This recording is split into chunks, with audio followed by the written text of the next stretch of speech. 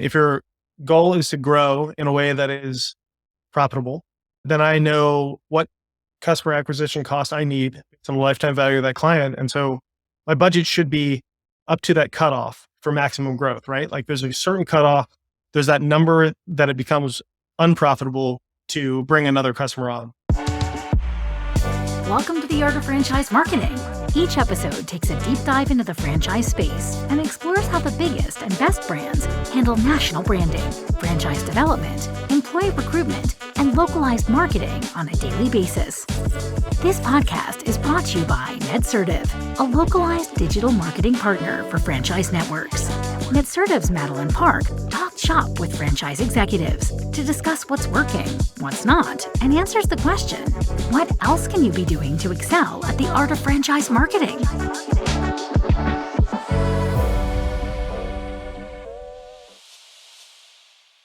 Hello and welcome to The Art of Franchise Marketing, a podcast series brought to you by Netsertive. Netsertive is a digital marketing partner that works with franchisors to implement and optimize localized marketing campaigns for their franchisees. Today, our guest is Jesse Zook. He is the CEO and owner of MaidPro, FlyFoe, and Men In Kilts franchise. Thank you for joining me today, Jesse. Thank you for having me. So we'll just jump right in here. Give us a little background on yourself, kind of what's going on in your career now, what franchises you own, because you're a franchisee, not a franchisor, and where your territory sits. Yeah, so I'm in the greater Philadelphia area, and I started out with a MaidPro franchise. I've been doing that for almost 15 years now. A couple of years ago, I decided to expand. I'd been expanding my MaidPro territory, like the footprint of my MaidPro offices, and kind of had multiple branches with that business. But a couple of years ago, I decided to invest in another brand. And so I brought another home service brand, FlyFoe, which is a mosquito and tick control company. And this year, I'm opening up Men In Kilts, which is window washing, power washing, gutter cleaning company.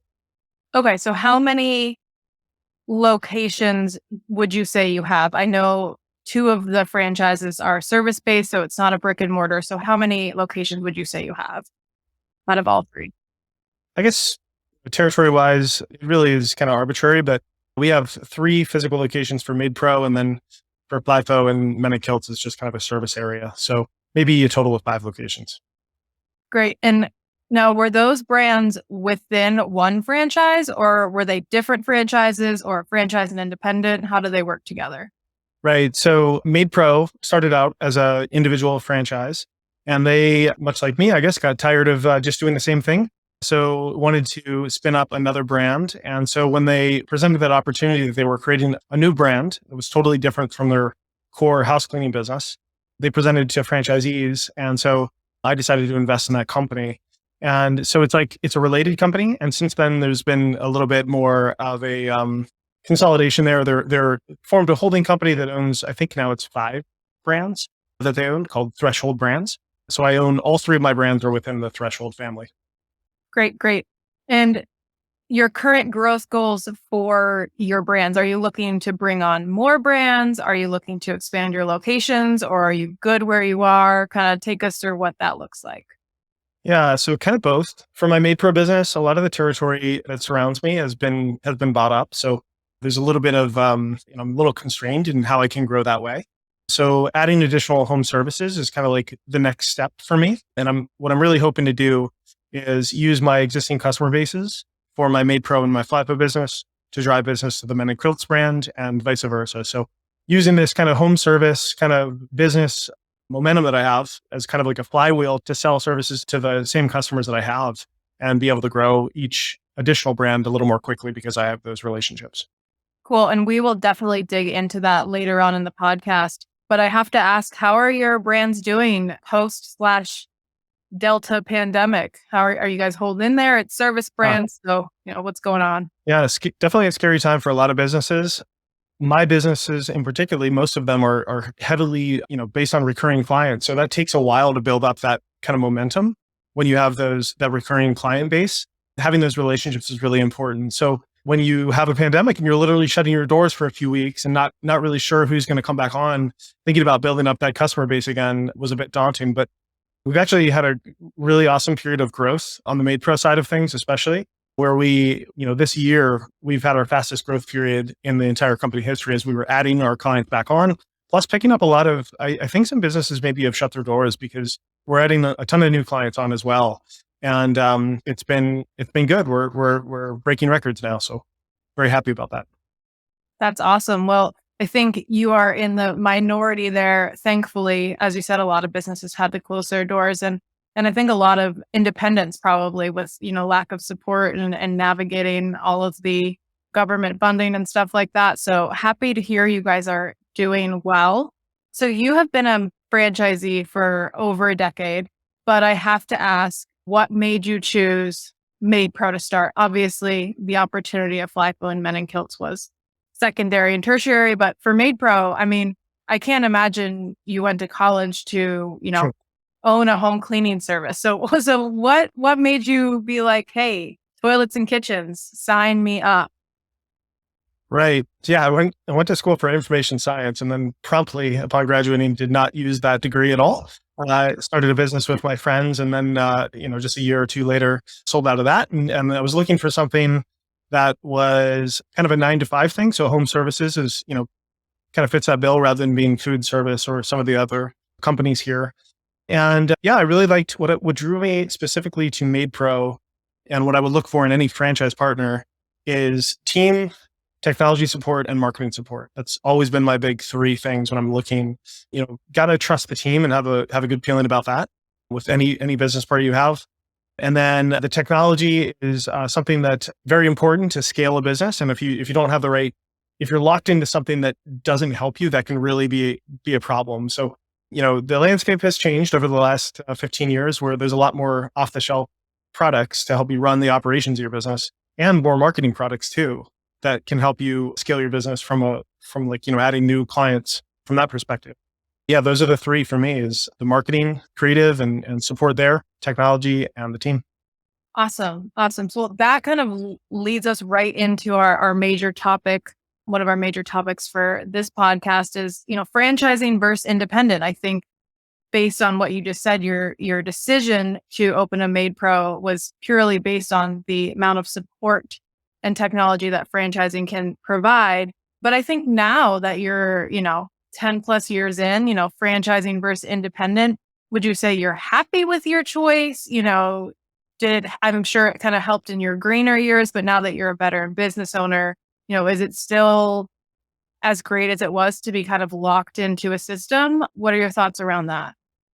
Yeah, I mean, probably the worst thing about being a franchisee is the royalties. Having to pay those. But, I think at the end of the day, the reason I went back to franchising rather than starting my own thing were really the same reasons that I mentioned. There's already the technology, the marketing, and a team in place to help you get launched. I've been curious about if I would do my own thing, and I still have that kind of itch to create something brand new. But at the end of the day, when, that would be more of a kind of like a intellectual thing for me or like something that I just want to do. I don't really know that I think franchising basically is a net positive because even when you're looking at exit, then you have something that's already in place and you're not selling somebody Jesse Zook, whatever. There's a brand behind it and, the resale value is automatically, baked in there. So for those reasons, I keep going back to franchising. Sure.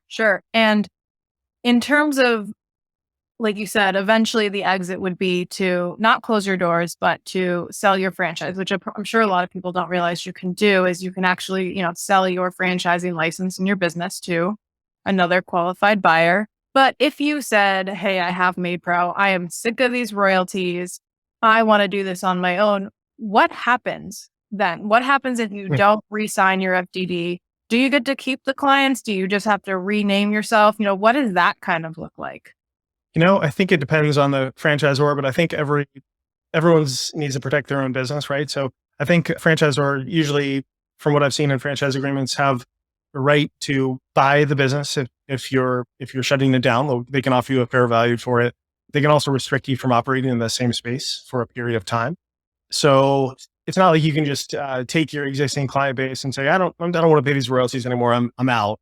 You certainly can't use the name anymore. And there's a couple things that you would have to kind of stop doing. Yeah, mostly using the trademarks And, I think there'd certainly be a challenge too if you can keep your customer base and just operating the same way you were.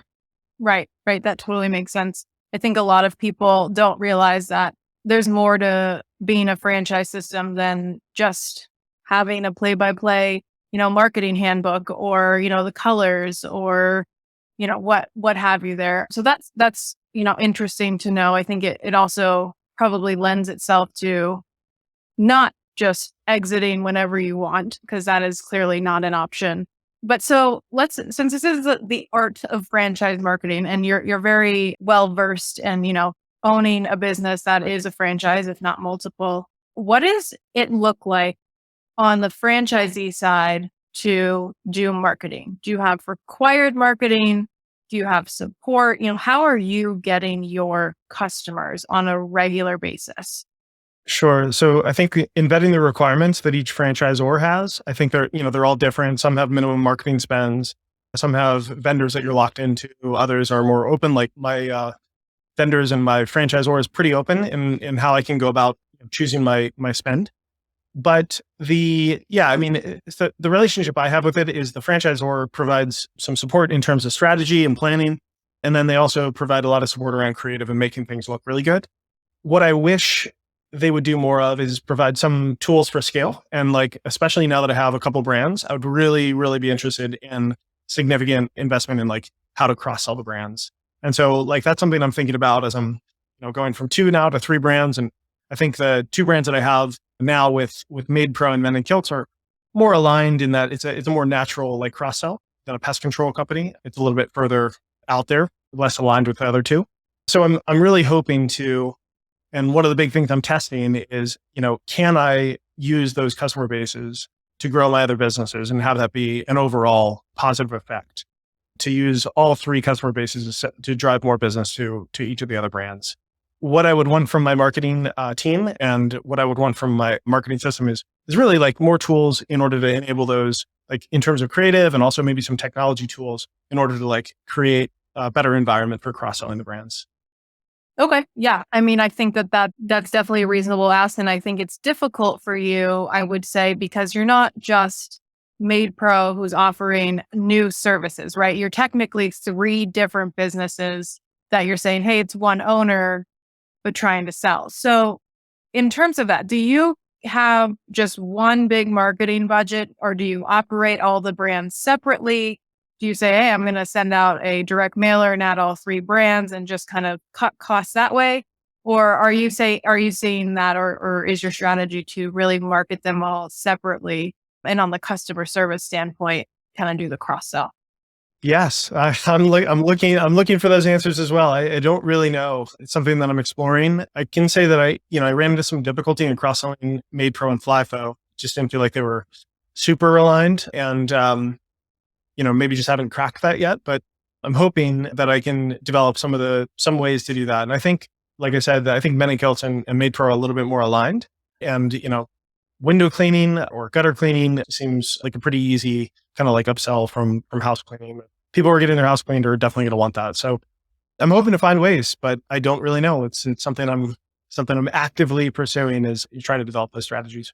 And I'm sure your fellow franchisees that are looking to follow in your steps with multiple brands are glad that your marketing dollars are the test dollars. Well, yeah, I guess that's a bad thing. I feel like there's not too many people in my shoes that own multiple brands, or I know that people have done it. I just, it's not something that, at least in the threshold brands kind of system, has been something that many franchisees have done. So we're figuring it out. Great. And yeah, I mean, the marketing landscape is changing all the time. With that, I'm sure people are wondering, what are the specific marketing channels that you're using to gain traction or, brand awareness, send people to your website? What do those look like? So that's changed for sure over time. I mean, I used to be able to spend money on direct mail and back in the mid 2000s and it was a cash machine. It was great. Turn it up, turn it down. That really changed in about 2010 and on. And so, print or like push media has become a lot less important to us. We're largely digital. So, a lot of, anything for pay-per-click or SEO, we really try to do as much as we can there. and really just online presence and kind of customer service and asking our customers, like finding ways to ask our customers for referrals and to promote us is really like the best things we can do. Okay. Yeah. I mean, I think especially with such a people oriented service between, your MaidPro employees and your customers. I mean, I think that that's a very good two-way communication. Obviously, as you mentioned, Google and SEO are big heavy hitters. I would say, especially in the cleaning space, you probably have everyone and their mother as a competitor. How are you handling the marketing on the Google side and the reviews? Do you do it yourself? Do you have a vendor? Does the franchise take care of it? What is that responsibility entail for you? Sure. So I use an outside vendor to manage kind of like the whole paid marketing, paid digital marketing. I have an outside vendor to do that, which is all about getting cheap leads, cheap and appropriate leads, and then creating a conversion opportunity for those leads. So I hire somebody and pretty much outsource that whole thing. Somebody who's really plugged into that and really knows what they're doing. For the SEO side and generative reviews, I know there's technology tools. I've been looking into those. Right now, the franchisor does offer a solution for that. And so I've been using them.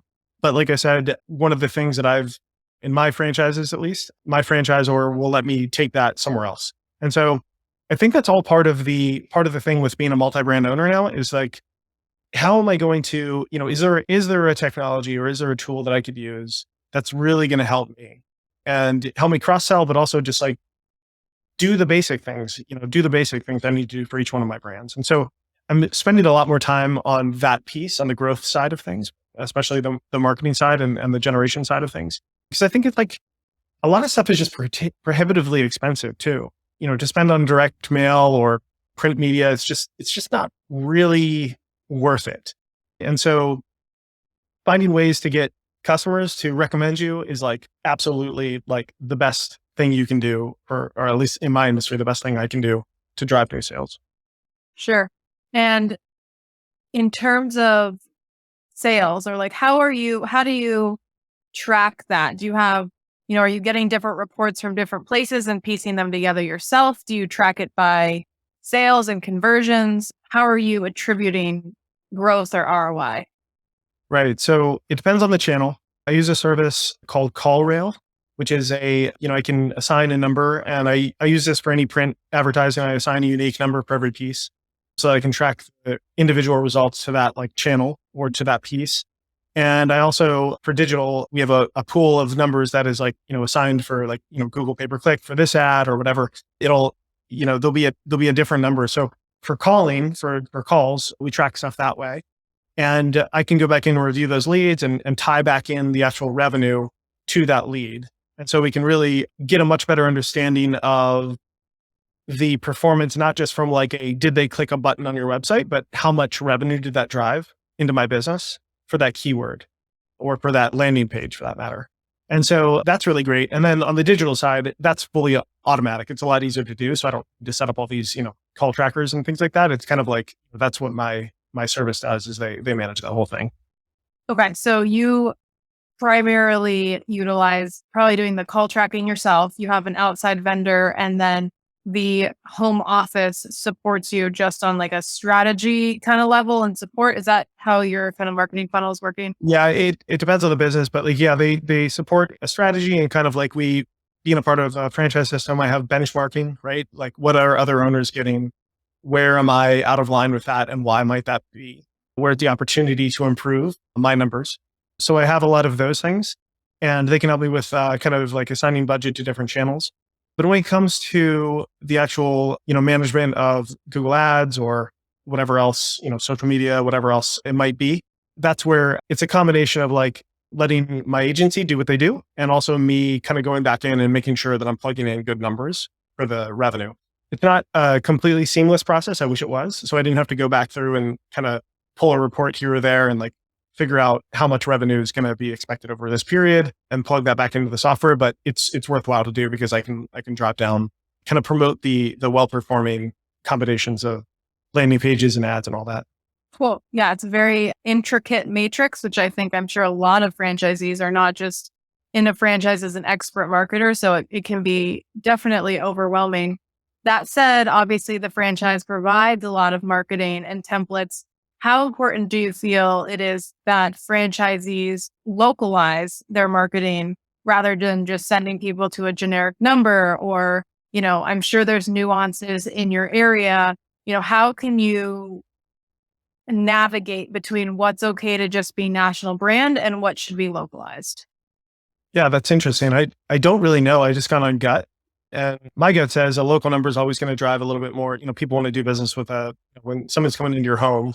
Maybe it's more who we are than what people want, because plenty of people will use a national kind of like click a button, someone shows up at my house, but that's not who we are. So I need to be, I'm a local presence and we hold relationships with our clients. So, we try to present that to people as well with a local number and kind of that kind of thing. So a lot of our pages are kind of built out for, not representing greater Philadelphia area, but representing X town and, having an area code and everything that also represents that. There are some bigger things though that, we put the 1-800 number on, like van wraps and things like that, where, I really don't want to, if I ever want to sell that van, I'd really like to not have to take the wrap off and rewrap it. So sure. If you're just cross it out with Sharpie, it'll be fine. Yeah, exactly. It's a bit of a blend, but wherever possible, I try to make it local. All right. So a little bit juicy, and I don't want to get you in trouble with your franchisor, but I'm sure people are wondering, so if the home office offers the service, why are you doing it with a different vendor? Was it just, relationship based? I know a lot of other franchisees, not necessarily in your system, but have had issues with, not knowing what they're paying for or being locked into something. But then when they go and try to get a vendor, they don't know what they're looking for. They're getting price gouged. And I'm sure on a local level, if you have one team in Texas that's managing, all of North America, is that efficient? And is that great for your business? I think people forget that franchisees are really small business owners. So, what was your thought process on using an outside vendor? Yeah. So you get the barrage of people trying to sell you marketing services. So you're aware that at least people say they can outperform what you're getting. I think being part of a franchise system is good because they can use that same benchmarking and the great data set to be very specific to your business. And that's probably a good thing. But I made the change. I had always used the local kind of, the internal vendor of the franchise. It's kind of like its own little shop within the franchise. I had always used them, but recently I decided to change because I wanted to see what was out there. And I specifically wanted to test different conversion strategies. So the keywords and everything I felt were fine, the way they set that up. But I wanted to really look at the conversion pages, the landing pages that we were sending people to. Could we make an impact there? And could I also get a better idea of not tying just conversions, but revenue to those leads? And so that's ultimately, I wanted a little bit more granular data. And I also wanted to test a couple strategies with conversions. All right. Well, I think that was a very in-depth answer. I appreciate that. I'm sure it's going to help a lot of people in terms of what they want to do in their business. Switching gears, a little bit. You said that your business is doing great post-pandemic or, whatever you want to call this time. Was there different marketing that you did or is it just the same stuff you've always done, just, more demand? Was there anything different there? No, really. I'd say, through most of the time, I was really looking to just get really, really efficient. And I'm not spending marketing dollars because of everything going on. And, there's a lot of uncertainty. So everything kind of shut down for a little while. And then it's always the thing with home service businesses or any service business is a large part of your thing is employment and getting employees. So there have certainly been challenges in the employee market and attracting employees. And so I feel like if anything, we've been kind of riding this, recovery and seeing this huge wave of growth without really expecting that because I hadn't been doing the same spend. And also, trying to catch up with it in terms of employees. So I've always felt like, man, if I just had a couple more employees here, I could, we'd be able to take on even more work. So yeah, my marketing efforts have really been less about spending more money or getting more people and really about just getting people for a very cheap cost. So that's how I would answer that. I don't know if that helps. No, it definitely doesn't. You actually just dived into our final topic, which was post-pandemic hiring. I mean, you've just mentioned that you're having hiring issues as every other business in America is right now.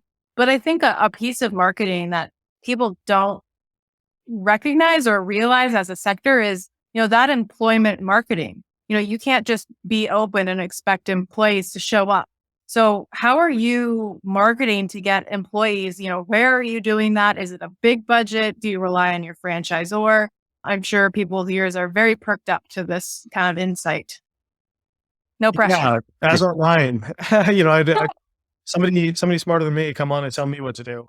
We've tried a lot of stuff. I think something that we've always relied on to kind of like bring in employees is like having a culture and like an environment at work that is friendly and like people could really like relate to. With COVID, we changed our operations to make that it's a little bit more difficult to have that stuff happen, right? We're not getting together the way we were before. We're not having our weekly, breakfast together and things like that. So we're really looking at ways to provide a sense of community through some like remote tools. And that includes our marketing and also like interviewing and the whole like onboarding process for employees and the hiring and sourcing for employees. So we're doing things like, I mean, I guess this isn't really directly related to marketing, but it's, we're having like interviews that are like, groups and like trying to show off like what, who we are to people through like video open houses and things like that. We're trying to make it really easy for people to talk to us and kind of open up that conversation. But the way we're getting people to raise their hand and say, yes, I will even want to open that door and have that conversation is we're doing things like, Facebook marketing. We're doing things, Indeed is like our biggest channel for the hourly wage workers. I think Indeed's like number one by far. We do Craigslist and some other things like that. But, we haven't really done like pay-per-click or any traditional, I say pay-per-click's traditional now, where I guess it's kind of, I feel like it is traditional at this point, but we haven't really spent a lot of money outside of the recruiting channels that are established. So yeah, that's something that I wish we could do more is get right in front of people rather than go through a platform like Indeed. I wish we could like reach people very specifically and directly, through like a Facebook audience or like if we could really target people through Google or something like that. I would be interested in finding out more about that. All right. Well, I think that might be something that's worth looking into, or maybe you want to build it. You have a degree in IT. Maybe we'll sync up on that a little later with all of your spare time, I'm sure.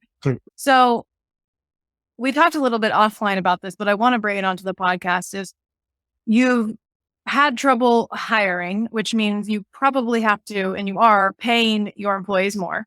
And to do that, you're also increasing your prices. So you're doing a price increase for customers. Clearly, you're still doing okay. So that was taken well. Does that mean that your marketing budget is also going to fluctuate with those changes? Or are you keeping kind of a steady budget? Do you build it out annual? Is it just off the cuff? How do you handle budget that way? Right. So, I mean, long term, it will change how much I can spend on marketing because the lifetime value of a client will be higher at higher rates.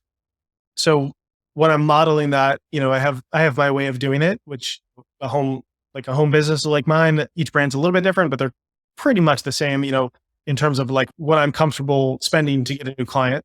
And it's based on the lifetime value of the client. So yeah, like that as that lifetime value increases, I'll have a little bit more budget to spend, per client. But right now, that's not really the conversation that I'm having with my team. It's more about like, yes, let's get super efficient at getting leads and really, we're in a place where we'd love to bring more people on, but right now we want to bring the right people on and for the staff that we have. Mm-hmm. Yeah. Okay. Well, that's some pretty good insight. I mean, do you have a marketing person on your team or on your staff that handles that, or do you do that?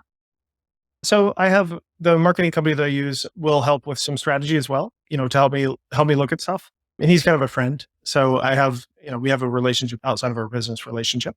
But yeah, I mean, pretty much it's just, he's involved in a couple different industries and has provided a little bit of insight into like what other people do, and pairing that with what makes sense for me, we come up with a plan together. Okay. And how many hours per week would you say you spend on marketing? Probably not enough, but I've kind of been more into operations and that side of the business, but is it kind of like where I naturally want to go, which is probably why I outsource the marketing. I don't try to take that on myself, and I rely on the tools that I have to do that and the partnerships that I have to do that. But yeah, I mean, right now, probably less than an hour a week, seriously, on marketing. Every once in a while, we'll do like a quarterly plan, but on a weekly basis, less than an hour a week. Okay. I think, and I mean, clearly your business is doing all right. So that's working for you. I'm sure it's a balance of, different things and tweaks and turns in terms of your business ownership. But I guess my final question regarding marketing in your business is kind of a loaded question, but how important do you think it is? You have an established brand. You've been around for 10 years. Could you stop marketing and be fine? Or, do you believe that you really have to continue that pipeline, especially since you have kind of a recurring customer base? I'm sure a lot of people are like, oh yeah, marketing's a part important, but we see a lot of times is people not doing it. So, where does that importance lie with you? I think it's going to depend on what people want. Like, what are people's goals? So, I mean, if your goal is to grow in a way that is profitable, then I know what customer acquisition cost I need, some lifetime value of that client. And so if I want to continue growing, yes, I mean, having a budget and spending that money is like, my budget should be up to that cutoff for maximum growth, right? Like there's a certain cutoff, there's that number that it becomes unprofitable to bring another customer on. So really, like for maximizing growth, creating my budget up to that number is really, really what it's about. I'm not really there, and I'm constrained a little bit by employees and kind of like sanity in wanting to have like, consistent growth. But I think the other way to answer that is, what is marketing? Because like, I think a lot more marketing spend, I'm planning on spending it on tools that can help me cross sell my brands and leverage the relationships that I already have. And so like, I don't know if that's like traditional marketing spend. It's not sending out a postcard, but it does cost money to run those tools. And I think the ROI is higher on those. Awesome. Well, I feel like that's just like a little formula there. Quick tip for our listeners, formula on how to, piece together some marketing spend. So thank you for that. I have two final questions and then, we're cutting close on time here, but how would you define success as a franchisor? And then how does that differ from how you define success as a franchisee? Well, I think there can be alignment between franchisors and franchisees. That's been my experience in the past. Although, my entire franchise system was sold and acquired by private equity. And so there's questions on how that alignment continues or not. I think that's a trend in the industry for sure with Neighborly and some of these other big kind of groups of home service brands. But I think franchisors, I think their success is really about like selling franchises, right? So they're all about, that's primarily what they want to do is, especially in kind of with this new owner, I feel like, they want to pump up the number of franchises they have and probably pass it on to the next person. For me, I want to scale my business. And so, I'm all about same store growth, and I'm sure franchisors would welcome same store growth. But I think, they're split in their focus because they want the franchisees to succeed and kind of everyone to grow. That helps them. But I think like signing on, selling more territory and signing on more franchisees is probably their primary way to look at it. Interesting. Yeah. So, success, if you combine the two, is really kind of a crosshatched solution between, what's growing the brand name and also the local units. And I think success for people varies depending on, like you said, do you want to grow? Do you want to kind of fulfill this entrepreneur journey, or are you good being home, work-life balance? So I think, that's another thing that plays into that as well, but all a part of franchise success. Obviously, if your franchisees aren't happy, you're not going to sell more. So that's really great. And then final one, which is less hard, I would say, is what's a piece of advice you would give to like a new franchise home office or a franchise that's, looking to mix things up. They want to be successful. And then what's one piece of advice you'd give to their franchisees? So a piece of advice for franchisors and a franchisee, 2 parts. and for franchisees. Okay. Wow. Probably, man, for franchisors, I would say like, listen to your franchisees. I don't know. That's a tough one. Never really thought about that. I've given my franchisor advice, but I'm not sure it's always been welcome. But yeah, I think it's business partnership, right? So people need to listen to each other and make good faith efforts. And so that probably goes both ways. If it's in terms of marketing, is that right? I made it general. If you want to make it marketing focused, go for it. But I just feel like the franchise niche is so connected. I wanted to kind of see thoughts on either side of it. I guess my perspective, I can speak to that, is give your franchisees the tools to grow. So I think maybe as a young franchisor, if you're focused on selling franchises and just being cool to everyone, that's great. But you also really, if you want to be successful, give your franchisees tools to grow. And so I'm in a place where I just want to scale my businesses. I don't necessarily need the hand holding anymore. I just want the tools to scale my business. And then for franchisees, I would say, push for what you need. It's a business partnership, and you can get together and talk if there's something you need, breathe it into existence. Wow, I love that. And I think that is a great way to end our episode. Quickly, obviously, I want to plug your services. So if people are in your service area, where should they go to learn more about your company and potentially sign up to get their windows cleaned by someone in a kilt? Yeah. So Men In Kilts. So meninkilts.com, FlyFoe, FlyFoe.com, or MaidPro, MaidPro. All right. Well, there you have it. If you're looking to have your house cleaned, no mosquitoes, power washing, window washing, Jesse is your guy. Well, thank you again for coming on and speaking so openly about your experience in marketing and franchising. I really appreciate spending some time with you today, and it was great having you on The Art of Franchise Marketing. Thanks, Maddie. Thanks for listening to The Art of Franchise Marketing. This show is brought to you by Netsertive. We help franchise brands and multi-location businesses run localized digital marketing at scale. To learn more, visit netsertive.com.